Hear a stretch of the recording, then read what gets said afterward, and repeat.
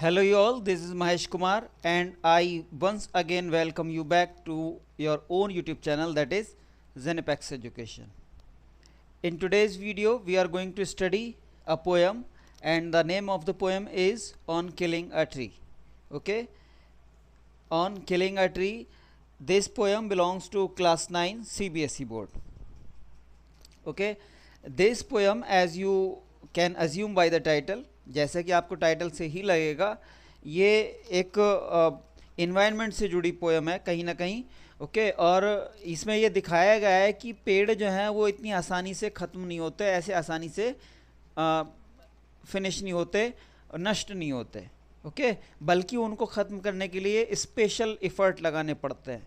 यहाँ इसका मतलब ये नहीं है कि वो आपको सिखा रहा है कि कैसे जो है किसी पेड़ को मारा जाए या ख़त्म किया जाए, बल्कि वो कहीं ना कहीं आपके अंदर वो एक इथोस जगाना चाह रहा है, वो इन्वायरमेंट के प्रति एक प्यार जगाना चाह रहा है, एक लगाव जगाना चाह रहा है. ओके, जिससे आप भी इन्वायरमेंट फ्रेंडली हो जाएं, आपके भी मन में इन्वायरमेंट को बचाने की, पेड़ों को बचाने की कहीं ना कहीं लगन जग जाए. ओके, यही उसका उद्देश्य है. इसके पोएट जो हैं वो जी पटेल हैं. G Patel was basically physician. Okay, basically ये एक डॉक्टर थे, लेकिन एक due to his very attachment with the environment, ये जो थे ग्रीन रिवॉल्यूशन नाम की जो वो चल रही थी, मुहिम चल रही थी उस टाइम, उससे जुड़ गए. इन्वायरमेंट को बचाने की जो मुहिम चल रही थी उससे जुड़ गए, और इसीलिए शौकिया तौर पे ही इन्होंने कुछ पोएम्स भी लिखी. ओके, उन्हीं में से एक पोएम आपके सामने है ना. ये फ्री वर्स में लिखी हुई एक पोएम है, बहुत ही अच्छी पोएम है, और एक क्लियर कट मैसेज है आपके लिए कि इन्वायरमेंट फ्रेंडली बनिए, इन्वायरमेंट को प्यार करिए. जैसे कि आप देख रहे हैं ग्लोबल वार्मिंग जैसे इश्यूज हो रहे हैं, है ना, क्लाइमेट चेंज जैसा खतरा पैदा हो गया धरती के सामने, और बहुत सारे जीव जंतु जो हैं वो बहुत तेज़ी से ख़त्म हो रहे हैं, लुप्त हो रहे हैं. ओके, जिनको बचाने की मुहिम पेटा जैसे संगठन और यूएन जैसे संगठन चला रहे हैं. इसके अलावा लगभग वर्ल्ड की सारी गवर्नमेंट्स जो हैं वो भी कहीं ना कहीं लगी हुई हैं अपने अपने यहाँ इन्वायरमेंट को बचाने के लिए, उसको कंजर्व करने के लिए, और जो चीज़ें ख़त्म हो गई हैं या जो चीज़ें फिनिश हो चुकी हैं, लुप्त हो चुकी हैं, उनको रिडीम करने की कोशिश में. ओके, इंडिया में अगर आप देखेंगे तो चीता को वापस लाया गया है, अफ्रीका से लाया गया है. हालांकि फ़िलहाल वो प्रोजेक्ट बहुत ज़्यादा कामयाब होता नहीं दिखाई दे रहा.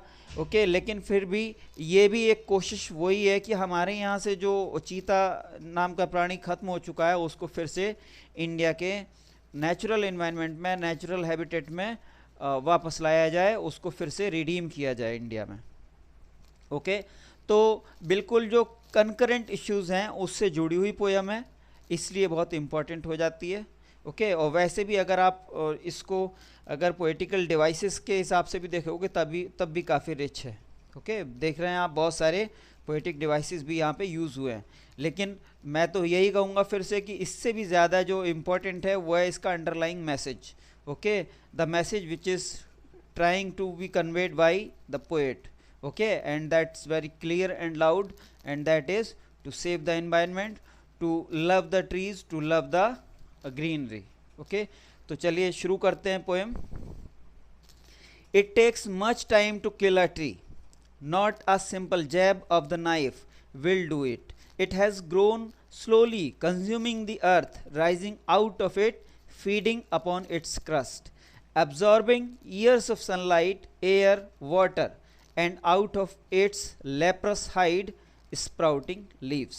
ओके, तो पोएट यहाँ कह रहा है कि अगर आप ये समझते हैं कि किसी भी ऐसे हथियार जो कि पेड़ों को काटने के लिए यूज़ होते हैं, देखिए यहाँ सिर्फ नाइफ से मतलब ही नहीं है, वैसे भी नाइफ जो है वो एक सिंगल उससे पेड़ तो शायद ही कटें, है ना. बड़े बड़े जो पेड़ आपने देखे होंगे, तो नाइफ इसलिए यहाँ पे जो हुआ है एक सिम्बॉलिकली यूज़ हुआ है, एक हथियार के लिए. ओके, नाइफ जो हुआ है यहाँ पे सिम्बॉलिकली यूज़ किया गया पोएट के द्वारा, और वो सारे उन धारदार हथियारों को रिप्रेजेंट करता है जिनके द्वारा की पेड़ों को काटा जाता है. ओके, तो पोएट यहाँ कह रहा है पहली दो लाइंस में कि अगर आप ये समझ रहे हैं कि ऐसे किसी भी हथियार से, एक सिंगल जैब से, एक सिंगल वार से, जैब मीन्स एक वार, ओके, एक सिंगल एफर्ट, तो अगर आप ये समझ रहे हैं कि एक सिंगल इफर्ट से, सिंगल वार से ही पेड़ कट जाएगा और ख़त्म हो जाएगा, तो ऐसा नहीं है, it will not do it. Okay, it has grown, वो कहता है आगे कि ये जो पेड़ हैं ये धरती के जो अवयव हैं, जो तरह तरह के न्यूट्रिएंट्स वगैरह हैं, उनको धीरे धीरे कंज्यूम करके बढ़ते हैं। It has grown slowly consuming the earth. Okay, यहाँ अर्थ से मतलब अर्थ से जो न्यूट्रिएंट्स लेते हैं और पानी लेते हैं पेड़ पौधे, उनसे है। ओके, तो पेड़ पौधे जो हैं वो कैसे बढ़ते हैं? धरती से न्यूट्रिएंट्स और पानी वगैरह लेकर के बढ़ते हैं और फिर इससे बाहर निकलते हैं और ऊंचे होते हैं, है ना। और जैसे जैसे बढ़ते जाते हैं वैसे वैसे वो उसकी क्रस्ट से और भी ज़्यादा न्यूट्रिएंट्स वगैरह लेते रहते हैं। और इसके अलावा, इनके अलावा और वो क्या करते हैं? सनलाइट को ऑब्जर्व करते हैं, हवा से भी कुछ चीज़ें लेते हैं, जैसे कि ऑक्सीजन लेते हैं, कार्बन डाइऑक्साइड लेते हैं, और इसके अलावा वाटर भी लेते हैं। ओके, और and out of its leprous side sprouting leaves. और इस तरह से जब वो जैसे जैसे बड़े होते हैं तो उनकी जो छाल होती है बाहरी ना, उसको और पोएट ने लेप्रस साइड कहा है, उससे ही जो है धीरे धीरे फिर बहुत सारी पत्तियां निकलती हैं। स्प्राउट मतलब खासतौर से जो पेड़ पौधे होते हैं, छोटे खासतौर से जो पौधे होते हैं, जब वो नए नए निकलते हैं और कलियां नई नई आती हैं, है ना, या नए नए बिल्कुल पत्ते आते हैं, तो उस कंडीशन को स्प्राउटिंग कहते हैं। जैसे कि आपने स्प्राउट्स खाए होंगे, है ना, जो दालें जो हैं, अंकुरित दालें, वो उन्हीं को स्प्राउट्स कहते हैं हम। तो उसी से वर्ब बनाइए, स्प्राउटिंग लीव्स। ओके, तो पहले स्टेंजा में वो बता रहा है कि किस तरह से आप जो पेड़ हैं उनको एक सिंगल इफर्ट में ख़त्म नहीं कर सकते। क्यों? क्योंकि वो आकार में काफ़ी बड़े होते हैं, वो जो हैं धरती के तमाम अवयव लेकर के, हवा से कुछ अवयव लेकर के, है ना, सनलाइट वगैरह को एब्जॉर्व करके तब बढ़ते हैं। और जैसे जैसे बढ़ते जाते हैं वैसी वैसे उनके तनों से डालियाँ निकलती हैं, छोटी छोटी से बड़ी होती हैं, और उनसे बहुत सारे पत्ते निकलते हैं। Okay, so hack and chop but this alone want do it, है ना। तो पोएट कह रहा है कि इसीलिए सिंगल जैब से तो काम होने से रहा, तो अब आप क्या करेंगे? तो अब आप क्या करेंगे कि उसको पूरी तरह से काट देंगे, है ना, पूरी तरह से काट देना, काट के अलग कर देना, जैसे यहाँ पे हमने कोशिश की है दिखाने की। ओके, जब किसी पेड़ को हम उसके धरती के लेवल से थोड़ा सा ऊपर से काट देते हैं तो कुछ ऐसा कंडीशन बनती है, इसको हम स्टंप कहते हैं, जो हिस्सा शेष रह जाता है इसका। Okay, this is called stump. और इस तरह से यहाँ से हमने पेड़ को काट के अलग कर दिया, है ना। तो इसी को हैकिंग एंड चॉपिंग कहते हैं। चॉप मतलब किसी चीज़ को काट के अलग कर देना। Okay, so hack and chop but this alone want do it. लेकिन अगर आप समझ रहे हैं कि इतना करने से ही पेड़ खत्म हो जाएगा, तब भी ऐसा नहीं है। क्यों? Because it is a part of nature and this is the very crude example of the regenerative powers of the earth, है ना। धरती की जो रीजनरेटिव पावर है उसको रिप्रेजेंट करता है पेड़। ओके, इसलिए अगर आपको लग रहा है कि अभी इतना करने पे भी, ऐसे हैक और चॉप कर देने पे भी अगर ये खत्म हो जाएगा, तब भी आपको गलत फहमी है, ये अभी भी खत्म नहीं होगा। क्यों नहीं होगा? आगे देखिए। Not so much pain will do it, है ना। आपने जो इतना दर्द इसको दे दिया है, पोएट कह रहा है कि इस तरह से देखिए, जब किसी को काटेंगे, सोचिए हमारी जरा सी उंगली कट जाती है तभी हमें कितनी तकलीफ होती है। ओके, तो पेड़ को क्या तकलीफ नहीं होगी? वैसे भी लिविंग बीइंग मानते हैं उसको, तो उसको भी तकलीफ होती होगी। तो इसीलिए पोएट कह रहा है कि आपने जो इतना दर्द दिया है, इसको इतना तड़पाया है, इतने पे भी अगर आपको लग रहा है कि अब भी खत्म हो जाएगा, तब भी ये अभी खत्म नहीं होने वाला। Not so much pain will do it, the bleeding bark will heal and from close to the grounds will rise curled green twigs. वो कह रहा है कि भले से यहाँ पे बहुत ज़्यादा आपने नुकसान पहुँचाया, उसको बहुत ज़ख्म दे दिया, लेकिन फिर भी उसका जो ब्लीडिंग बार्क है वो हील कर जाएगा, है ना। इतने पे भी वो हील कर जाएगा, यानी अपने आप को ठीक करने की कोशिश करेगा।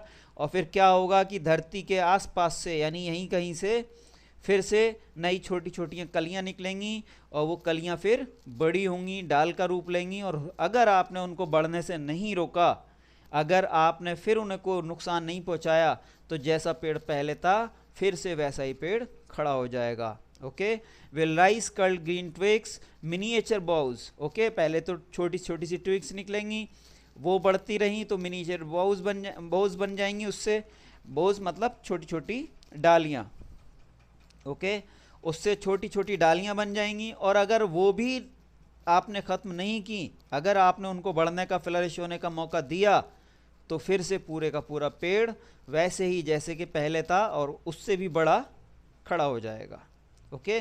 तो पोएट यही यहाँ दिखाने की कोशिश कर रहा है कि कितनी अच्छी रीजनरेटिव पावर्स हैं धरती के अंदर, नेचर के अंदर, ओके।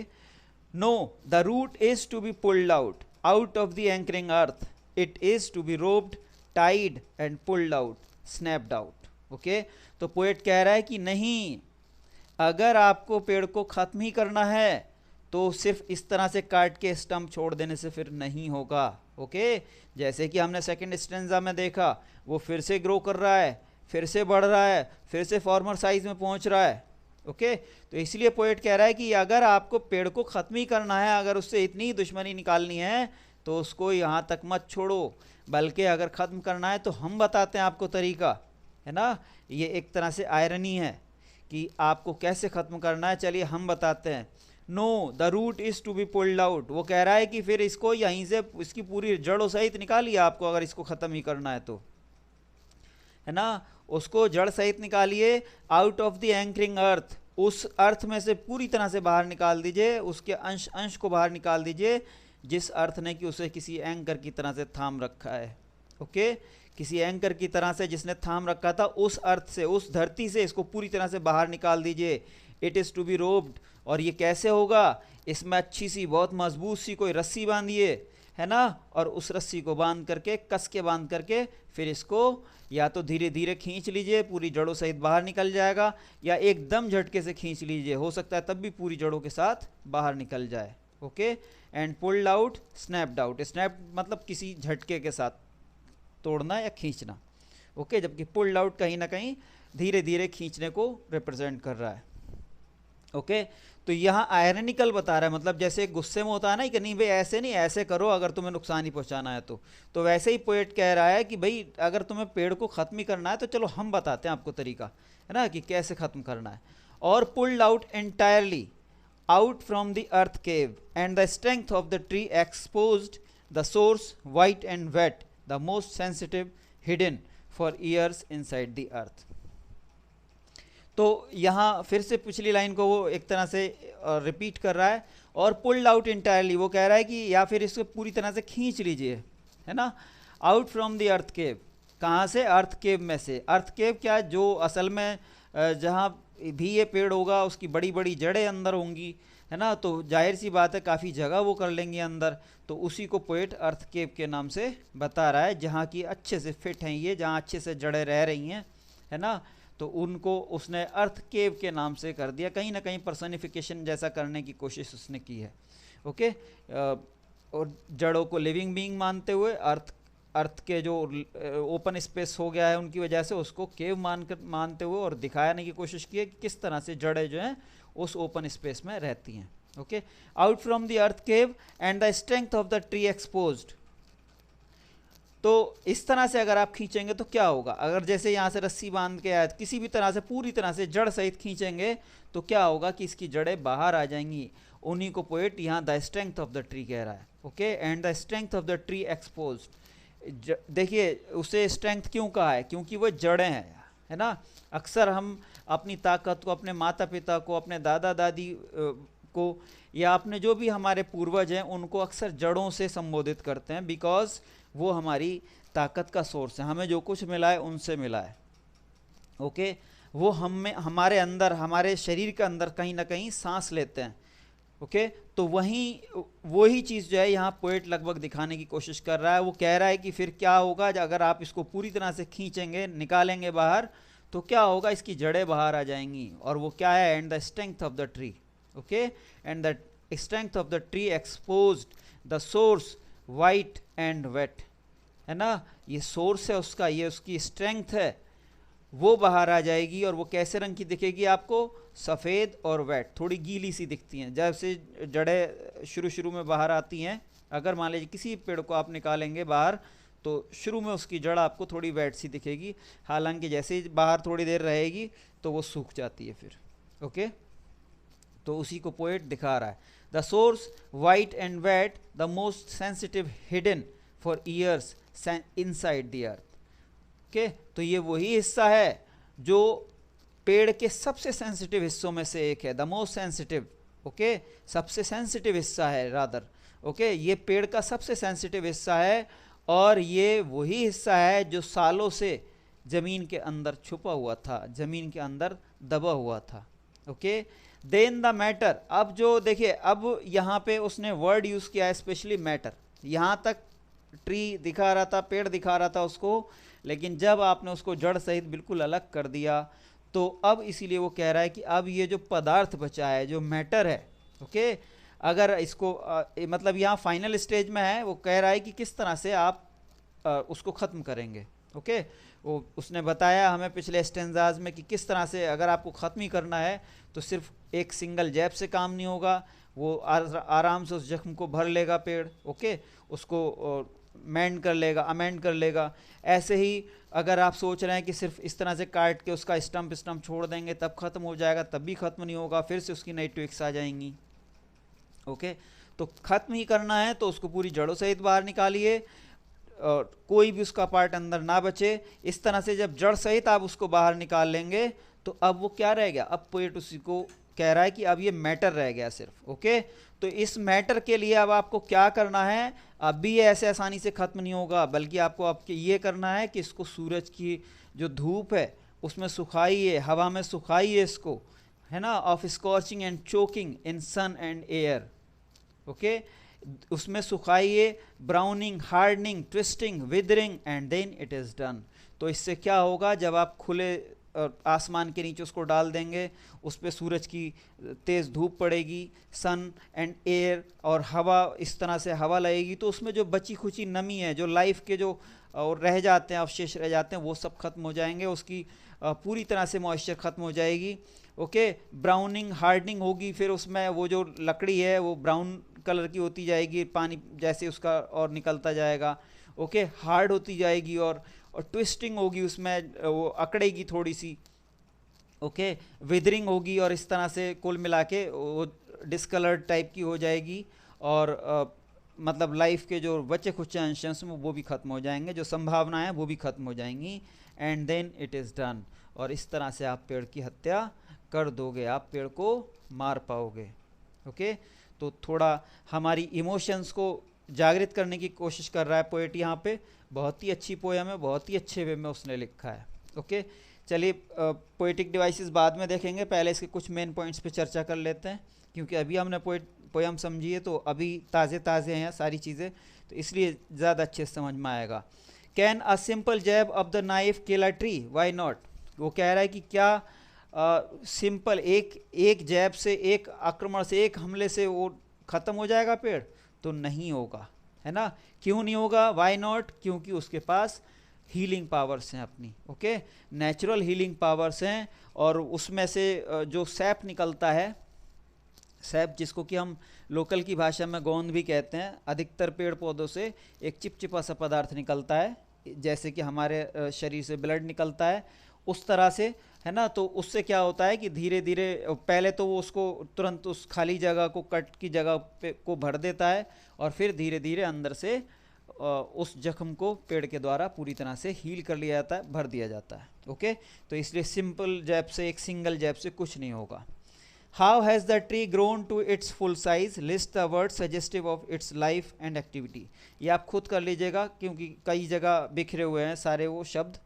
ओके, बहुत ईजी है। लेकिन what is the meaning of bleeding bark, what makes it bleed, है ना। तो ब्लीडिंग बार्क का मतलब क्या? ब्लीडिंग बार्क ये कि अगर आप कहीं भी कोई कट लगाते हो उसके, कहीं किसी धारदार चीज़ से अगर उस पर हमला करते हो, आक्रमण करते हो उस पर, कोई कट लगाते हो, डीप कट, तो फिर क्या होता है कि उससे सैप टाइप का निकलेगा, जिसको कि पोएट ने ब्लड से कंपेयर किया है ना। और ये कहाँ से निकलेगा? बार्क से उसके, है ना। तो इसीलिए उसको ब्लीडिंग बार्क कहा है उसने। व्हाट मेक्स इट ब्लीड, वो जो कट लगेगा उसकी वजह से ही वो ब्लीड कर रहा है, वो जो सैप निकलेगा कटिंग वाले प्लेस से निकलेगा। ओके, तो इसीलिए जो कट लगेगा उसी की वजह से वो ब्लीड होगा। What makes it bleed, the cut makes it bleed. Next is the poet says no in the beginning of the third stanza, what does he mean by this. जो थर्ड स्टेंजा में no उसने कहा है, तो यहाँ जो second और first stanza की बात हो रही थी उसके कॉन्टेक्स्ट में उसने कहा है, उसी के संदर्भ में कहा है ना। वो बता रहा है कि यहाँ आपने किस तरह से, अगर आप पहली चीज़ तो यहाँ कट लगा के अगर ख़त्म करना चाह रहे थे तो वैसे भी पेड़ ख़त्म नहीं होगा, ऐसे ही अगर आप चाह रहे हैं कि उसको पूरी तरह से चॉप कर देंगे तब ख़त्म हो जाएगा तो तब भी ख़त्म नहीं होगा, है ना। तो उसी को डिनोट कर रहा है कि नहीं, ना तो सिंगल कट से होगा ना ही इससे होगा, दोनों तरह से ये ख़त्म नहीं होगा। Fifth is what is the meaning of anchoring earth and earth cave. Anchoring earth, देखिए पूरे पेड़ को जो है वो धरती ही संभाले रहती है, धरती में उसकी जड़ें गहरे तक समाई होती हैं और उन जड़ों की वजह से पेड़ सीधा खड़े रह पाता है, तो इसीलिए धरती को ही एंकरिंग अर्थ बोला गया है। अर्थ केव से मतलब उस एम्प्टी स्पेस से within the earth which is made by the roots of the tree. Okay, किसी भी पेड़ की जो जड़ें हैं उनके द्वारा जो स्पेस बना लिया जाता है अंदर, उसी को अर्थ केव कहा है। What does he mean by the strength of the tree exposed. The strength of the tree expose से मतलब है कि जो उसकी जड़ें हैं वो इस तरह से बाहर निकाल आ जाएंगी। ओके, यानी उसकी जड़ों को उसने स्ट्रेंथ कहा है उसकी। ओके, तो the strength of the tree expose से मतलब है कि the roots of the tree expose. What finally kills the tree, आखिरकार किस तरह से पेड़ मरेगा, तो यहाँ दे रखा है ये स्टेंजा, है ना। उसको आप स्कॉर्चिंग, पहले तो पूरी तरह से अपरूट करेंगे, जड़ सहित बाहर निकालेंगे, फिर उसको ओपन सन के अंदर में डाल देंगे, हवा लगेगी उसको, उसकी वजह से उसमें ब्राउनिंग, हार्डिंग, ट्विस्टिंग, विदरिंग होगी और आखिरकार पेड़ की डेथ हो जाएगी। ओके, चलिए आगे देख लेते हैं इसके जो मेन पोएटिक डिवाइसेस यूज़ हुए हैं। पहली चीज़, पोएम जो है वो फ्री वर्स में लिखी हुई है, मतलब इसमें कोई भी राइमिंग स्कीम नहीं है। दूसरी चीज़, यहाँ पे एलिट्रेशन, पहली लाइन में अगर आप देखेंगे एलिट्रेशन है, टी जो हमारा कॉन्सोनेंट है वो बार बार रिपीट हो रहा है, टेक्स टाइम टू और ट्री में। ओके, तो इसीलिए यहाँ पे एलिट्रेशन है। सिनेक्डकी है, सिनेक्डकी तब होता है जब किसी पार्ट के द्वारा आप किसी होल को रिप्रेजेंट करते हो या होल के द्वारा पार्ट को रिप्रेजेंट करते हो। ओके, किसी छोटे हिस्से के द्वारा पूरे लार्जर बॉडी को, या एक लार्जर बॉडी के द्वारा छोटे से हिस्से को रिप्रेजेंट करते हो तो ऐसे ही यहाँ consuming the earth, consuming the earth जो यूज़ हुआ है, अर्थ को थोड़ी ना पूरी तरह से कंज्यूम कर जाएगा, बल्कि अर्थ के अंदर जो कुछ न्यूट्रिएंट्स होते हैं जो पेड़ पौधों के काम के होते हैं उनको कंज्यूम करते हैं पौधे। ओके, जबकि पोएट ने कहा है कंज्यूमिंग द अर्थ, तो इसीलिए न्यूट्रिएंट्स के लिए अर्थ को इस्तेमाल किया गया है, इसलिए यहाँ पे सिनेक्डकी है। इंजैममेंट है, इंजैममेंट हमने कई बार पहले भी आ चुका है, अक्सर बहुत सारी पोएम्स में रहता है ये, जब कोई एक सिंगल थॉट या एक सिंगल सेंटेंस एक से ज़्यादा लाइंस में कंटिन्यू करता है, लेकिन पोएट वहाँ पर किसी भी पंक्चुएशन मार्क का इस्तेमाल नहीं करता दो लाइंस को अलग अलग करने में, जैसे कि यहाँ पे नहीं हुआ है और भी कई जगह है। ओके, तो वहाँ पे इंजैममेंट रहता है।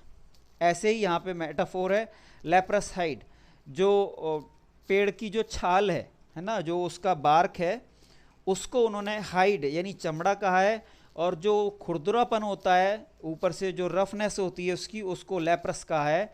लेप्रस बना है लेप्रोसी से, है ना। लेप्रोसी एक तरह की बीमारी होती है जिसमें स्किन डिस्कलर्ड और ख़राब सी खुरदुरी सी हो जाती है।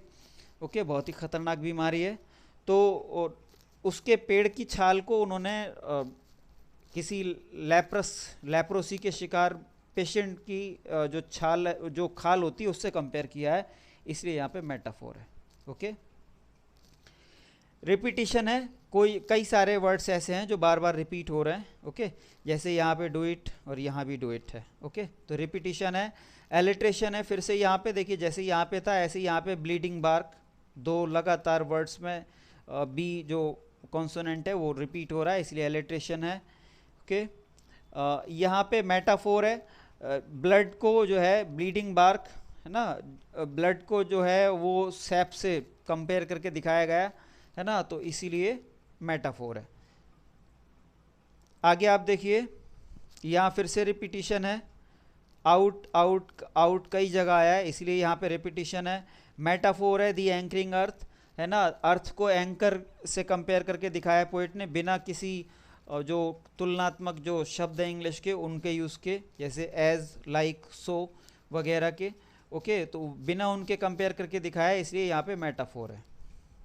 यहाँ फिर से रिपीटिशन मिलेगा आपका, आउट आउट कई जगह आया है ना। और यहाँ पे फिर मेटाफोर है अर्थ केव, जो ओपन स्पेस है उसको अर्थ केव के नाम, अर्थ केव से कंपेयर किया है पोएट ने, अर्थ केव कहा है, इसलिए यहाँ पे मेटाफोर है। यहाँ फिर से मेटाफोर है the strength of the tree, है ना, the strength of the tree जड़ के लिए कहा गया है, इसलिए यहाँ फिर से मेटाफोर है। ओके, जड़ों को स्ट्रेंथ बोला गया है उसकी। एलिट्रेशन यहाँ फिर से वाइट वेट में। ओके, और यहाँ पे एनाफोरा है। इस दो लाइन में, कंटिन्यूस लाइन को अगर आप देखेंगे तो दोनों लाइंस के शुरू में ही द वर्ड रिपीट हो रहा है। ओके, तो किसी भी अगर दो कंटिन्यूस लाइन में किसी पोएम की अगर कोई एक सिंगल वर्ड या फ्रेज या क्लॉज रिपीट होता है तो वहाँ पे एनाफोरा रहता है। Okay, so that's was all about the poem. Okay, it was all about the poem. कोशिश करते हैं, हमारी कोशिश जो है वो आपको पसंद आएगी, ऐसी उम्मीद करते हैं। इसी उम्मीद के साथ बस इसके आज के वीडियो में इतना ही। मिलते हैं अपने नेक्स्ट वीडियो में, तब तक के लिए पढ़ते रहिए, सीखते रहिए, ग्रो करते रहिए। Thank you for watching.